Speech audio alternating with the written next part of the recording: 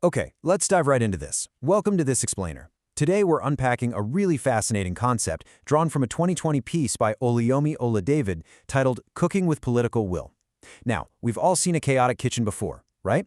Well, this piece takes that incredibly relatable everyday culinary metaphor and uses it to explain the highly complex world of socio-economic development and national governance. And honestly, the way the author structures nation building makes a ton of sense once you start thinking about it this way. The author frames the whole idea with this brilliant twist on a classic proverb, stating, on one hand, many badly coordinated cooks could spoil the broth. On the other hand, effectively coordinated actions of skilled cooks could save the broth. It's such a vivid image. Imagine a massive, bustling, high-stakes kitchen. That delicate, constantly simmering broth, that is the nation itself. And its ultimate success or failure depends entirely on the people standing around the pot. So let's get into Section 1, the cooks and the broth, leadership and development. Think about the extreme contrast here. You have the catastrophic impact of poor leadership, represented by badly coordinated cooks resulting in a totally spoiled broth. Just pure chaos, right? Zero communication, wasted ingredients, a completely ruined meal. But then compare that to the rescuing power of organized governance. It's not just about having cooks in the room. It's about having skilled cooks whose actions are effectively coordinated. That kind of organization literally saves the broth. So, how does this actually translate to the real world? Well, here is the author's literal thesis. The cooks represent governance systems and political leadership, while the broth is a country's overall progress. They are making an undeniable link here. You simply cannot separate the quality of your leaders from the trajectory of your nation. If the leadership is uncoordinated, the development completely spoils. But where is all this cooking actually taking place?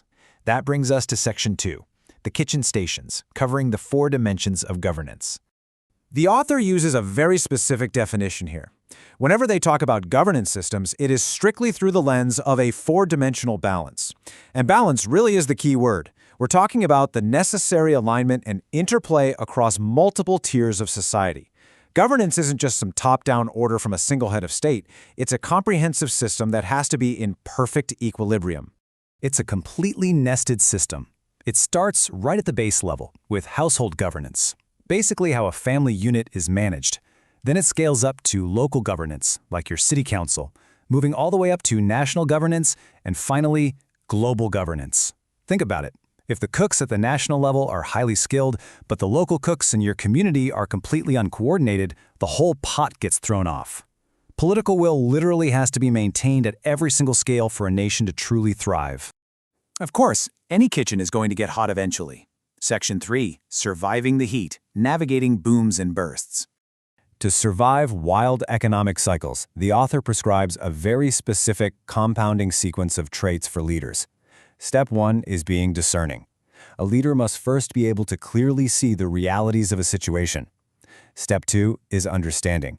Once they discern what is happening, they have to comprehend the underlying mechanics of why it's happening.